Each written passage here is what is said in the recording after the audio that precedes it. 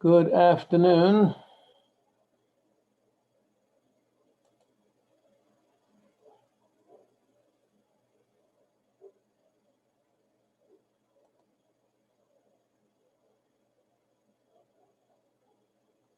Hello.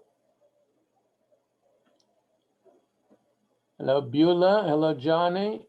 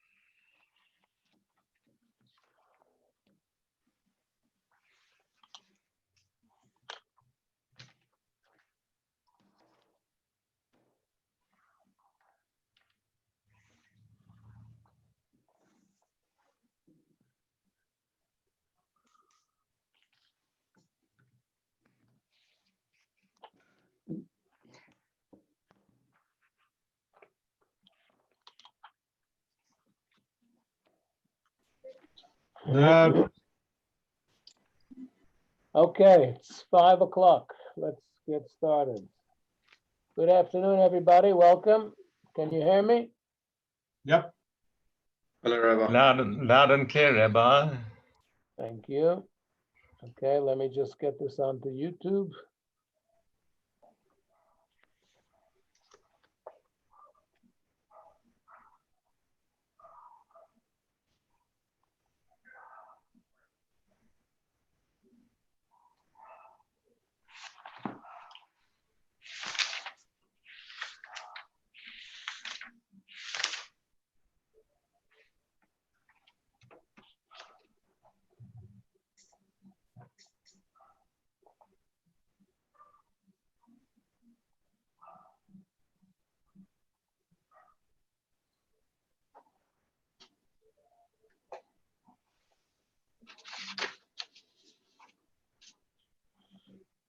Okay, looks like YouTube was running. My mistake.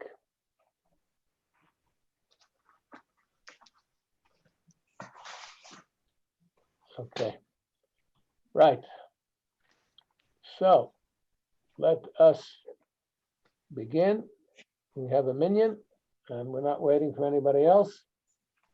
So, Chaim. Okay, welcome back to Ethics from Sinai. Nice to see you all. Manfred, Beulah, Louis, Stan, Johnny, Jonty, Felicia, Shelley, and Errol. Those that come on time get welcomed by name. Thank you.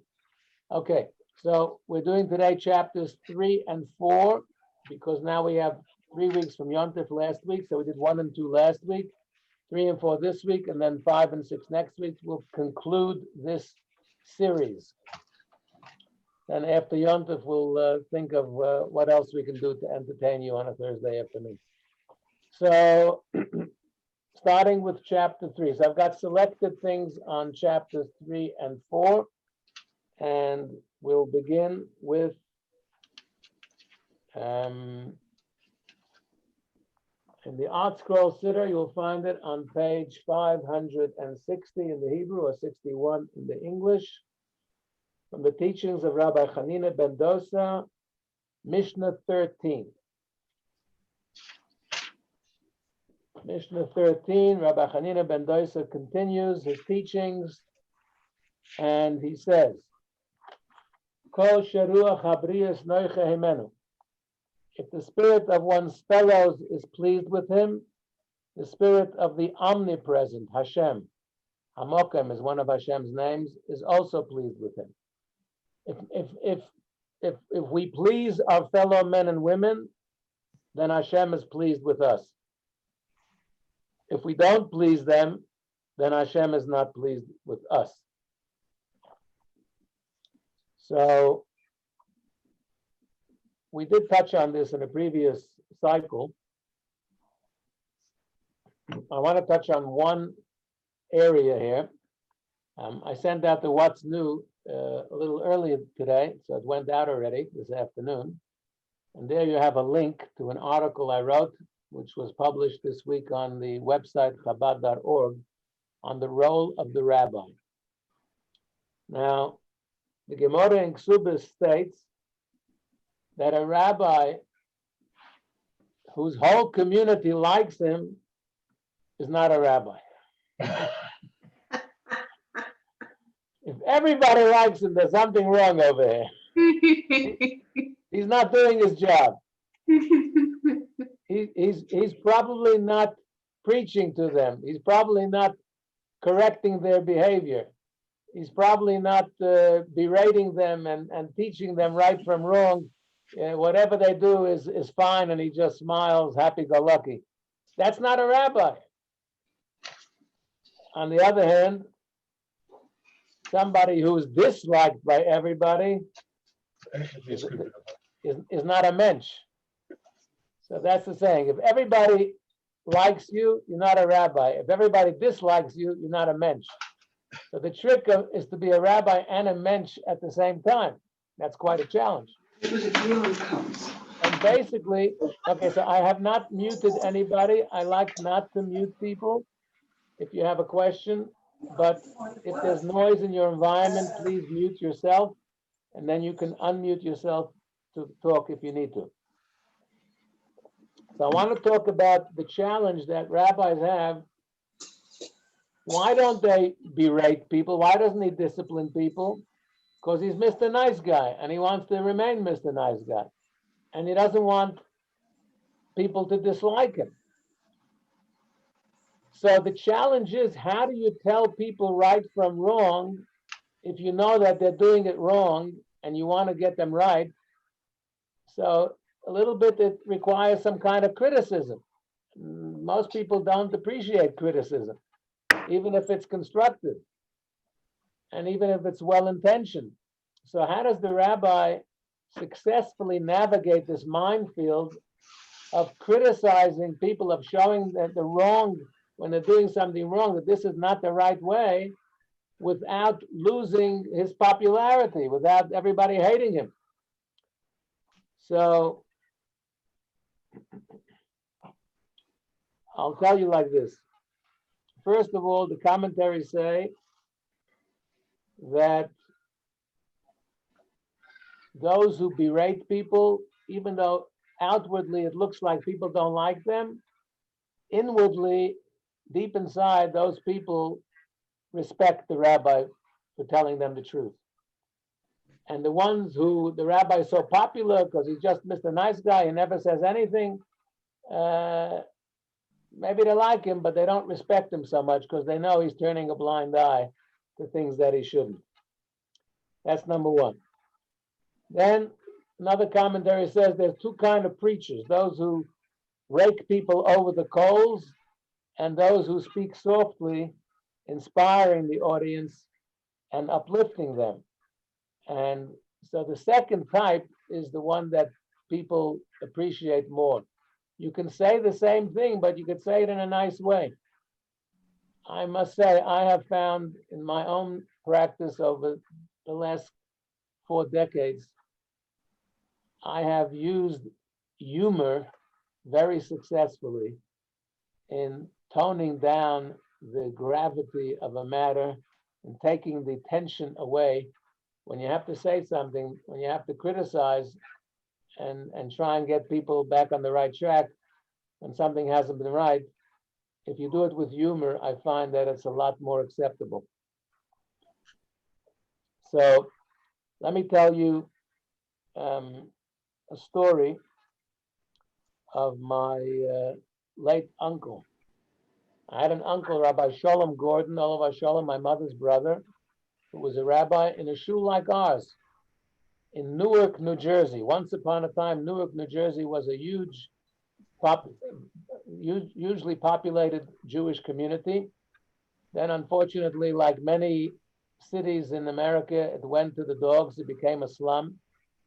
And he had to move out to the suburbs, and he had a much smaller shul later.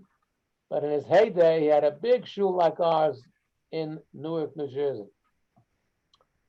And when he first started, he was a young man, and the people we're talking now, the late 40s, okay, late 1940s. And he needed to tell the people a lot of things that they were not doing right. And he was worried that he would lose his audience. So he asked the previous Rebbe, who I'm named after. He passed away in 1950. Rabbi Yosef Yitzchak Schneerson. He asked him, tell me the secret. How do I do it? How do I discipline the congregation and tell them where they're going wrong without getting them upset with me? So the previous Rebbe gave him a nice story. He said, have you ever been to a schwitzbad?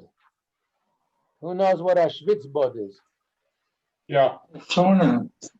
A what? The hot bath. A steam bath.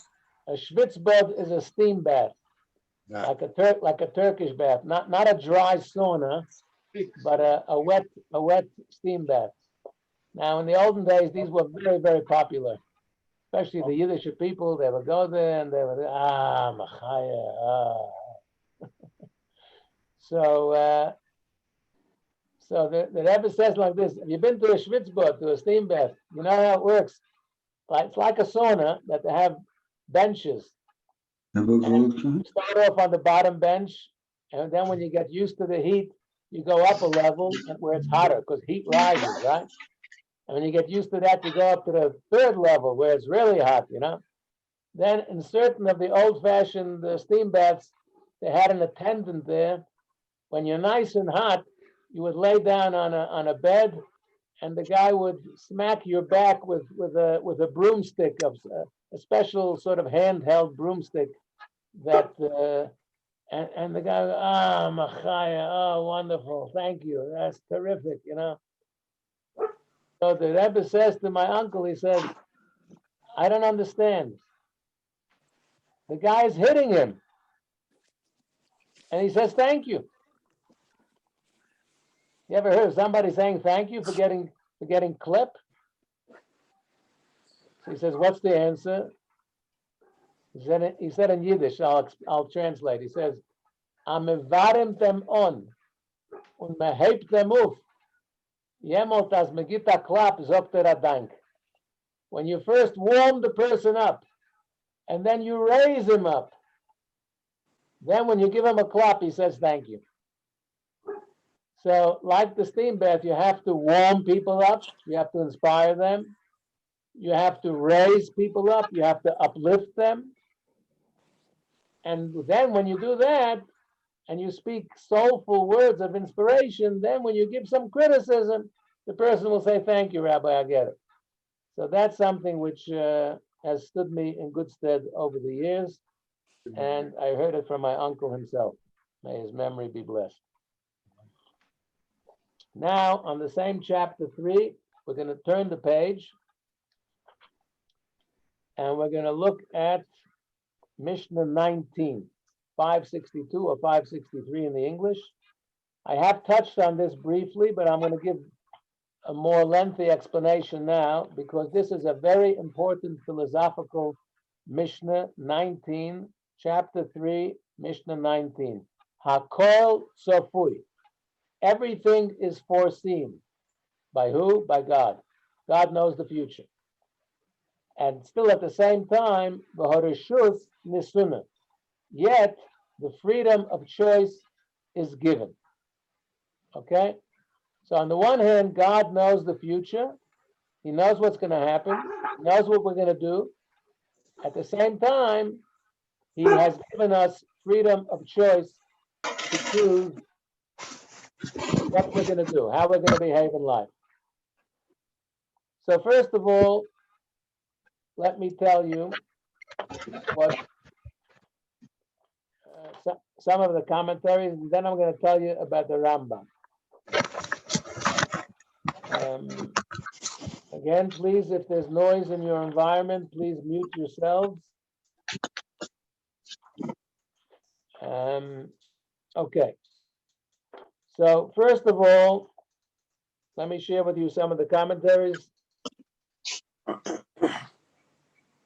A person should ponder the fact that God himself has given him freedom of choice so that he can, by his own volition, make the right choice. He will then fulfill that mandate with joy, love, and devotion. When we realize, when we reflect and think about it, God has given us freedom of choice. Nobody else, no other creature on this planet has freedom of choice. Does a lion in the Kruger Park have the choice, if he's hungry, to go for that impala or baby buffalo or not? Is the lion going to sit and ponder, let me see, ach, it's a new baby, why should I go for the baby? Let me have Rachmanis. Let the mother enjoy the little baby for a while. Let me find some old decrepit animal to go have lunch. No lion has ever made that calculation. The lion's hungry, he sees an animal, it's fair prey, it's fair play, he goes for it. It's instinct. Animals do not have freedom of choice to rise above their natural impulse. Only the human being is given that freedom of choice. If a person reflects that this is such a special, unique gift that only we have, he will realize that it's something that he should use wisely and choose correctly. Now, let me share with you the Rambam. I did this on Monday. I don't know if any of you were at my Rambam share on Monday. I do one chapter of Rambam every Monday. Different rabbis do a different day. I do Monday. And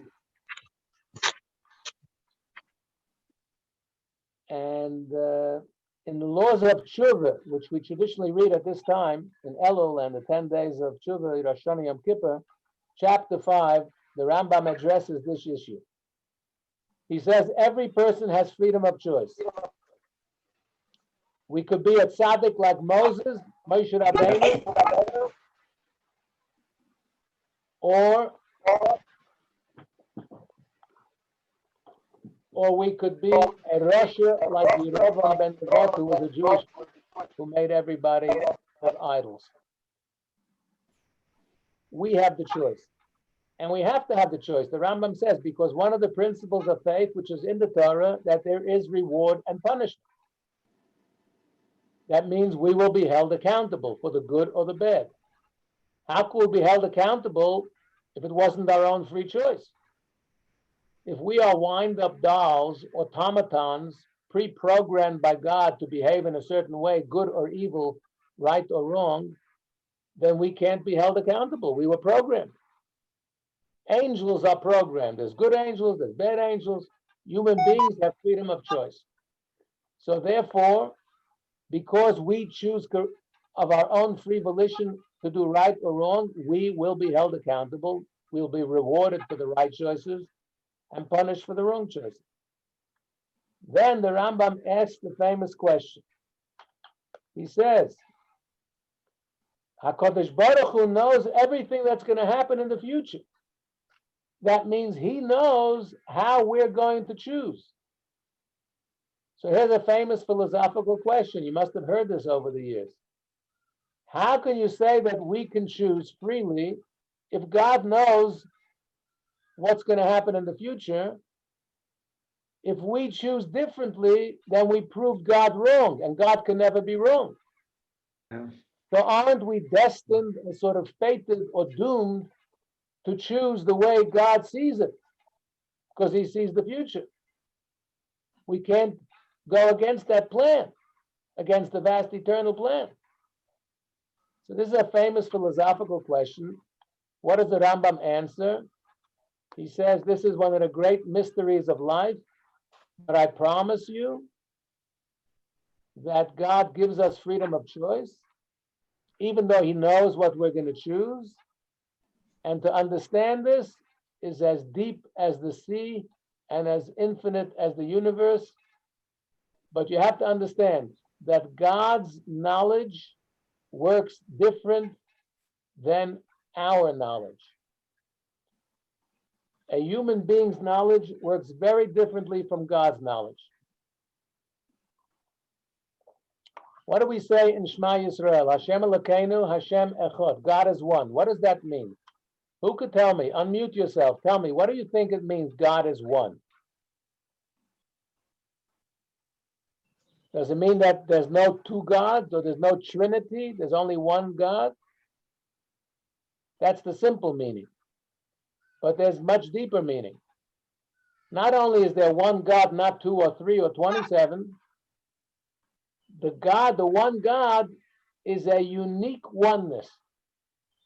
In the Art Scroll, he translates Shema Yisrael Hashem Echad, God is the one and only. His oneness is unique. He's one like no other entity in the universe. We are not really one. Okay, I'm one person, yeah? But I have two arms, two eyes, two ears, two nostrils. I have a mind, I have a heart, I have a pancreas. I'm composed of many different parts. When I read the newspaper or go onto the internet to find out the news, I'm getting new information that I didn't have yesterday. There's no new information for Hashem. Hashem knows everything. He knows the future better than we know the past. So therefore, when Hashem knows something, he knows it from within himself. He and his mind, he and his wisdom are one. We and our mind are two. There's my wisdom and there's me. Today I didn't have this wisdom. Tomorrow I'm going to get new wisdom. So wisdom and I are not the same thing. I have wisdom, but it's separate from me. Hashem's wisdom, Hashem's knowledge is one with him. Can you understand this? Not really. Do I understand this? Not at all. The Rambam tells us it's impossible for mortal men and women to understand because we are finite and he is infinite. What is he saying? He's saying, don't take a shtum powder and say, oh, we can't understand. We can't ask. No, the Torah wants us to ask questions. But there will come a time, as much as you will search and philosophize and study and read, you will come to the conclusion, inevitably, that this is beyond human understanding. And I gave an example. I have a ruler here. Here's a ruler, yeah? What is it? How many centimeters? 30 centimeters, yeah? 12 inches. Can I weigh a bag of potatoes with this tool? Please shake your heads. Okay, thank you. Someone's shaking their head. No. Okay. Now, because it's the wrong tool, right? What do I need? I need a scale. Can I measure the width of this book with a scale? No, I can't. It's the wrong tool. And both of these things, the potatoes and the book and the scale and the ruler, are all physical things. But the wrong tool doesn't work for the wrong thing. How much more so is the human brain, the finite mind of men and women on earth, of mortal men and women, not the correct, suitable tool to understand the infinite mind of God? It's simply the wrong tool. We can't do it. It doesn't work. So the Rambam says, you don't have to trust me. You can work it out yourself, but that's the fact. You will not understand it. But he proves that it has to be this way, that God gives us freedom of choice, even though he knows what we're going to choose. Meaning, he withdraws himself from our choice. He could influence us, but he chooses not to. He stands back, he says, right, I'm letting you choose. At the same time, he knows what we are going to choose of our own volition, of our own free choice. So what does the Mishnah say? Hakol tzafui, everything is foreseen, but freedom of choice is given to every one of us. So simply put, God knows, foresees what we will choose, but he stands back and does not influence that choice. He just looks at it from a distance, so to speak, and he knows what we're going to choose, but the choice is ours and ours alone, and therefore we will be held accountable. Okay. That's why we have to do tshuva. Let's move to the next teaching for today. That's probably going to be the last one we have time for. And we're going to move to chapter 4 now, because I want to give chapter 4 a chance as well. We're doing 3 and 4 these days. So in chapter 4, it's at the very end, on page 570, or 571 in the English.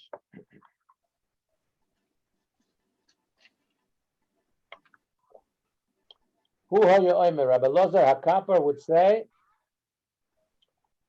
The newborn will die, the dead will live again, the living will be judged. You go down a few lines. Let not your evil inclination promise you that the grave will be an escape for you. Eat, drink, and be merry, for tomorrow you will die and then it's all over. No, it's not all over. There will be a heavenly judgment after we die. Against your will you live, against your will you die, and against your will you are destined to give an account before the King who rules over kings, the Holy One, blessed is he. So on this note, against your will you live, and against your will you die. Let's talk about that line for the next few minutes.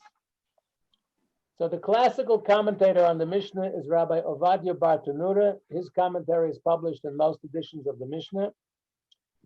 And he says, against your will you live, and against your will you die. He says most people, the vast majority of people, maybe 99% of people, want to live. Even people who are old and not so well, they don't want to die. A normal person, a healthy person, or even a normal person, if not so healthy, wants to live. Who wants to die? But he says, so against your will you die is the vast majority of human beings want to live, and therefore against your will you die. But he also says, against your will you live. So the Bar Tanura says that refers to someone who is suffering in life. Either he's suffering pain, misfortune, tragedy, embarrassment, scandal, or God forbid, chemical depression, and they want to die. They want to die. I once visited somebody in the hospital. He was dying. They knew he was dying. He was terminally ill. You know what he said to me? The only person in all my over 4 decades of visiting people in hospital, there's only this one person said this to me. He said, Rabbi, why does it take so long to die? Shame. He was in pain and suffering. He had enough. He wanted to die. Okay, he wasn't a youngster. But that's the exception. So the Bar Tanura says, most people want to live, so against your will you die. But there are some people who are in unfortunate circumstances, and for them we say, against your will you live. Yeah? Guy tries to commit suicide and he fails. Against your will, you live. But the commentaries ask, in fact, the Rebbe asks,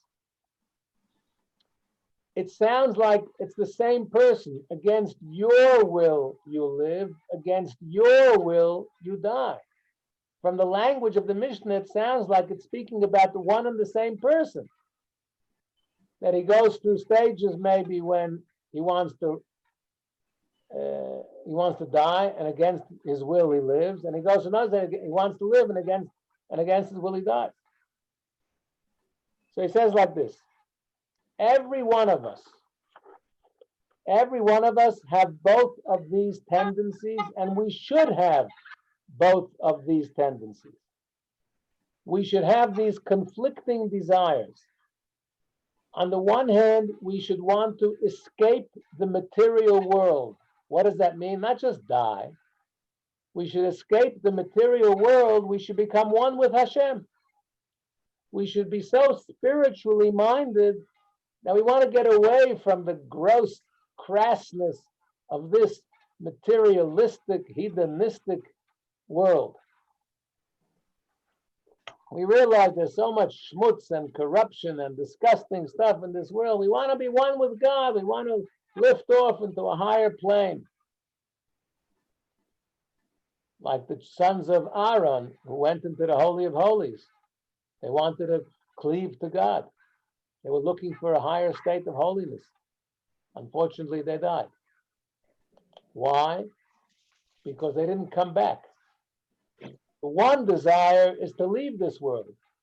But we also need a desire to stay in this world because that's where God put us. And he put us here for a reason and a purpose. He wants us to elevate the world. He wants us to refine the world. He wants us to make the world a better place.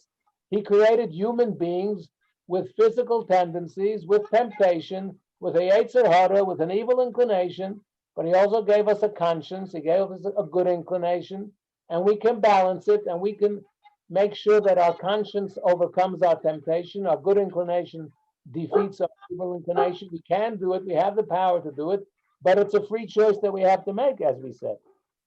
So on the one hand, everyone should want to escape the physical world of materialism and cleave to the spiritual, to God. Like we should want to go and learn in yeshiva for the rest of our lives. But at the same time, we can go for a sabbatical, but then we have to come back. We have a job to do. God put us there to do something, to change the world, to make the world a better place. So we have to have both of these conflicting desires. On one hand, the desire to go up and cleave to God. On the other hand, to come back because we have a job and a mission to do in this world. I'll end with the famous Gemara. It says that 4 of the great Talmudic sages entered the Pardes, the orchard, which is another word for they managed to develop themselves so spiritually that they were able to transcend this physical world and enter the world to come while still being alive. 4 of them, Rabbi Akiva, Ben Azai, Ben Zoma, and Elisha ben Avuya. Ben Azai looked at the world to come and he died. Couldn't handle it. Ben Zoma looked and he went mad. Couldn't handle it. One lost his life, one lost his mind. Elisha ben Avuya lost his faith. He became a heretic. Only Rabbi Akiva came back intact from this spiritual experience.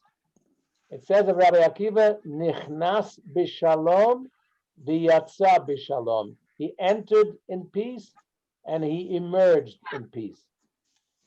The others perhaps were looking for a high and they got hurt. Rabbi Akiva was not looking for a high. He entered in peace. He was looking for inspiration, but not just for a high. And he knew he has to come back to finish his job on earth.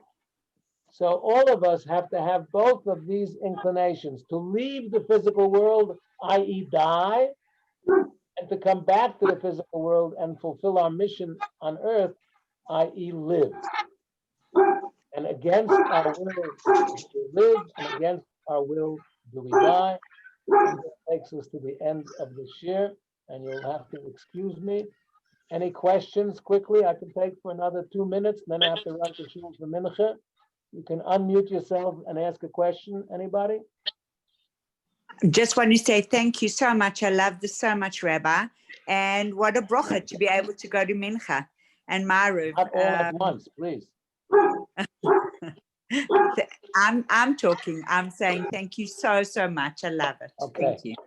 Okay. So I guess I gave you all the answers. Okay. Thank you very much.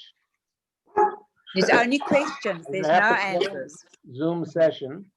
And when I get to shul, we'll open another Zoom session for those who want to follow Mincha and Ma'ariv on Zoom. I bid you good evening. I wish you good Shabbos. Hope to see you all tomorrow on our pre-Shabbat Zoom event starting at 10 to 5, live from Sydenham Shul. Unbelievable. Look forward to Unbelievable. seeing you. Sei gesund. Sei gesund.